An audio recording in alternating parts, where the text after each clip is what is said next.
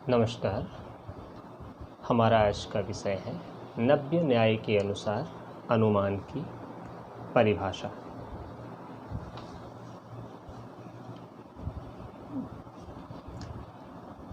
जैसा कि हम सब जानते हैं कि अनुमान शब्द अनु और मान इन दो शब्दों से मिलकर बना है।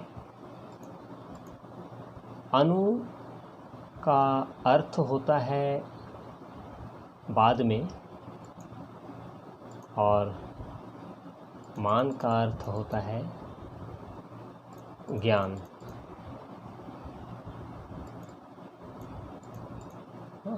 तो इस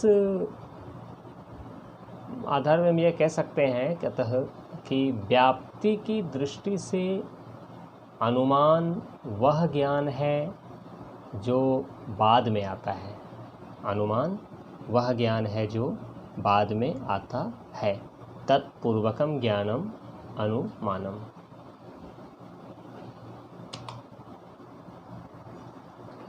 अर्थात उसके पहले आने वाला ज्ञान अनुमान है।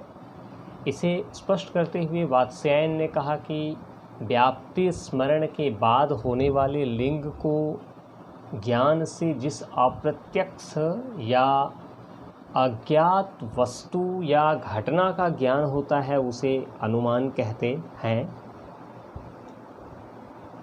बाद में अनुमान की परिभाषा देते हुए इसे और स्पष्ट करते हुए वात्स्यायन ने कहा कि ज्ञात लिंग द्वारा लिंगी रूप अर्थ का जो बाद में ज्ञान उत्पन्न होता है उसे अनुमान कहते हैं। यानी इसे अगर आसान भाषा में समझें तो ये है कि प्रत्यक्ष के आधार पर जो अप्रत्यक्ष का ज्ञान प्राप्त करते हैं वही अनुमान है। एक नव्य न्याय के एक और बहुत बड़े विद्वान हैं नव्य न्याय के उद्योतकर। उनका मानना है कि अनुमान का आरंभ हेतु और साध्य के संबंध के ज्ञान से होता है। यानी हेतु और साध्य का जो रिलेशन होता है उसके ज्ञान से ही अनुमान का आरंभ होता है। और ये ज्ञान तब होता है, यानी हेतु और साध्य के संबंध का ज्ञान तब होता है जब हेतु और साध्य को हमेशा साथ साथ देखा जाता है। भासर्वज्ञ ने एक पुस्तक लिखी न्यायसार। तो न्यायसार में अनुमान की परिभाषा देते हुए कहा गया है कि सम्यक अविनाभाव संबंध द्वारा परोक्ष अनुभव के साधन को अनुमान कहते हैं। इसी तरह जयंत भट्ट ने ज्ञायमान हेतु या व्याप्ति स्मरण सहित हेतु ज्ञान को अनुमान कहा है। यहाँ यानी व्याप्ति स्मरण सहित जो हेतु का ज्ञान होता है तो वो अनुमान है, ऐसा जयंत भट्ट कहते हैं।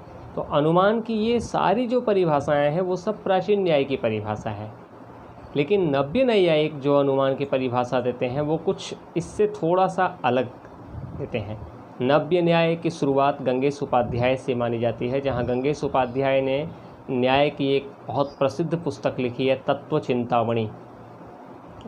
उसमें उन्होंने लिखा है कि व्याप्ति विशिष्ट पक्ष धर्मता ज्ञान से जो ज्ञान उत्पन्न होता है उसे अनुमिति कहते हैं। व्याप्ति विशिष्ट पक्ष धर्मता है ना, और इससे जो ज्ञान उत्पन्न होता है उसे अनुमिति कहते हैं और उसके करण को अनुमान कहा जाता है। इस परिभाषा से यह पता चलता है कि अनुमान अनुमिति का करण है। यानी व्याप्ति और पक्षधर्मता ज्ञान साथ साथ होता है, अर्थात ये संयुक्त ज्ञान है। व्याप्ति और पक्षधर्मता दोनों ही संयुक्त ज्ञान है और ये जो संयुक्त ज्ञान है यही अनुमान का आधार है। स्पष्ट है कि गंगेश उपाध्याय ने अनुमान के लिए व्याप्ति ज्ञान और पक्षधर्मता ज्ञान दोनों को अनिवार्य माना है। अनुमान तभी होगा जब हमारे पास व्याप्ति ज्ञान भी होगा, हमें व्याप्ति का भी ज्ञान होगा और पक्षधर्मता ज्ञान भी होगा। उन्होंने अर्थात गंगेश उपाध्याय ने अनुमान को लिंग विषयक परामर्श कहा है। परामर्श मान लिंग नहीं कहा उसको। इसका तात्पर्य है कि अनुमान के लिए जो ऊपर के जो दो तत्व हैं, व्याप्ति ज्ञान और पक्षधर्मता ज्ञान, इसके अलावे भी कुछ होना चाहिए और वो है परामर्श। तो व्याप्ति ज्ञान और पक्षधर्मता, व्याप्ति और पक्षधर्मता के अतिरिक्त परामर्श का भी होना अति आवश्यक है अनुमान के लिए। परामर्श के कारण ही अनुमितकरण होता है। गंगेश उपाध्याय की ये जो परिभाषा है अनुमान की, इसको स्पष्ट करते हुए एक और विद्वान है रघुनाथ शिरोमणि। उन्होंने तत्वचिंतामणि पर एक टीका लिखी है जिसका नाम है दीधीति। उन्होंने इस टीका में कहा है कि व्याप्ति विशिष्ट और पक्षधर्म पदों में कर्मधारय समास माना जाए तो व्याप्ति विशिष्टत्व और पक्षधर्मत्व इन दोनों के समानाधिकरण से उत्पन्न ज्ञान अनुमिति कहलाता है। समानाधिकरण का तात्पर्य है कि वह आधार जिस पर व्याप्ति विशिष्टत्व और पक्षधर्मत्व दोनों पाए जाते हैं। उदाहरण के लिए यानी समानाधिकरणी कहने का मतलब है कि व्याप्ति विशिष्ट और पक्षधर्मत्व ये दोनों ही चीज़ें वहाँ पाई जाती हैं। उदाहरण के लिए जो भी मनुष्य है वह मरता है। हम एक वाक्य कहें कि जो भी मनुष्य है वह मरता है।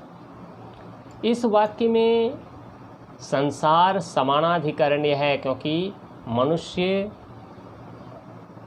संसार में ही है और मरता भी संसार ही में ही है। मृत्यु का आधार संसार है। एक आधार या पक्ष में हेतु और साध्य हो तो आधार या पक्ष को समानाधिकरण्य कहते हैं। व्याप्ति विशिष्टत्व हेतु और साध्य के संबंध में निहित है। व्याप्ति विशिष्टत्व हेतु और साध्य के संबंध में निहित है तो पक्ष में हेतु का होना पक्षधर्मत्व है। ऊपर जो उदाहरण अभी हमने लिया, जो भी मनुष्य है वह मरता है, इसमें मृत्यु एक ही आधार संसार पर आश्रित है। मृत्यु संसार में ही होगा और इसी आधार पर मृत्यु का ज्ञान प्राप्त किया जा सकता है। यही अनुमिति है। इस प्रकार रघुनाथ शिरोमणि के अनुसार अनुमिति पक्ष में अज्ञात साध्य का ज्ञान है जिसका आधार व्याप्ति विशिष्टत्व हेतु है। अनुमिति पक्ष में अज्ञात साध्य का ज्ञान है ना, यानी पक्ष में वह साध्य जिसका ज्ञान जो वह उस साध्य का ज्ञान हुआ जो अभी तक अज्ञात हुआ, कहाँ पक्ष में, वही अनुमिति है। और इसका आधार क्या है तो व्याप्ति विशिष्ट हेतु साध्य संबंध का प्रत्यक्ष ज्ञान तथा पक्षधर्मत्व विशिष्ट हेतु का प्रत्यक्ष ज्ञान। यानी पक्ष में अज्ञात साध्य का ज्ञान ही अनुमिति है और उसका आधार है व्याप्ति विशिष्ट हेतु और साध्य का संबंध। पहला व्याप्ति विशिष्ट हेतु यानी हेतु और साध्य का संबंध, और ये जो संबंध है इसका प्रत्यक्ष ज्ञान। और दूसरा है पक्षधर्मत्व विशिष्ट हेतु का, पक्षधर्मता से विशिष्ट हेतु का प्रत्यक्ष ज्ञान। तो पहला हेतु और साध्य के संबंध का प्रत्यक्ष ज्ञान, दूसरा हेतु का प्रत्यक्ष ज्ञान। व्याप्ति विशिष्ट पक्षधर्मत्व विशिष्ट हेतु ज्ञान को ही लिंग परामर्श या परामर्श कहा जाता है। जो व्याप्ति विशिष्ट पक्षधर्मत्व विशिष्ट हेतु जो होता है यानी पक्षधर्मता से विशिष्ट जो हेतु ज्ञान है वही परामर्श कहलाता है। केशव मिश्र ने भी बताया है कि लिंग परामर्श ही अनुमान है। अन्नम भट्ट ने भी, ये सभी प्राचीन न्याय के दार्शनिक हैं, उन्होंने भी अपनी पुस्तक तर्क संग्रह में परामर्श से उत्पन्न ज्ञान को ही अनुमिति कहा है और अनुमिति के करण को अनुमान की संज्ञा दी है ना। अनुमान क्या है तो अनुमिति का करण, अनुमिति करणम अनुमानम। इस प्रकार गौतम से लेकर भासर्वज्ञ तक, ये प्राचीन न्यायिक जो गौतम मुनि से शुरुआत होता है न्याय दर्शन और भासर्वज्ञ तक, और इधर नव्य न्याय में गंगेश उपाध्याय से लेकर जितने भी नव्य न्यायिक हैं है ना, सभी ने अनुमान की जो परिभाषा दी है उनमें एक सामान्य बात है कि अनुमान अनुमिति का कारण है और जिसका प्रमुख तत्व है हेतु साध्य में व्याप्ति संबंध तथा हेतु की पक्षधर्मता एवं तृतीय लिंग परामर्श अथवा परामर्श। यानी अनुमिति का कारण अनुमान है और इसका प्रमुख तत्व क्या है? तो हेतु और साध्य में व्याप्ति संबंध होना। हेतु क्या है? तो धुआं। अगर पहाड़ का उदाहरण लें कि अग्नि, पहाड़ धुआं का उदाहरण लें, पहाड़ पर अग्नि देखें तो वहाँ क्या है? हेतु और साध्य में व्याप्ति संबंध। हेतु धुआं और साध्य अग्नि। तो अग्नि और धुआं में व्याप्ति संबंध होना चाहिए, यानी कि जहाँ जहाँ धुआं है वहाँ वहाँ अग्नि है, ऐसा संबंध। अगर ये ऐसा उदाहरण मिल जाए कि धुआं है लेकिन अग्नि नहीं है तो वो फिर व्याप्ति संबंध नहीं होगा। तो पहला तत्व है हेतु और साध्य में व्याप्ति संबंध और दूसरा तत्व है हेतु की पक्षधर्मता एवं परामर्श। तो ये हमारा आज का विषय था नव्य न्याय के विशेष संदर्भ में अनुमान की परिभाषा। हम फिर मिलेंगे एक नए शीर्षक के साथ, एक नए विषय को लेकर के। तब तक के लिए धन्यवाद, नमस्कार।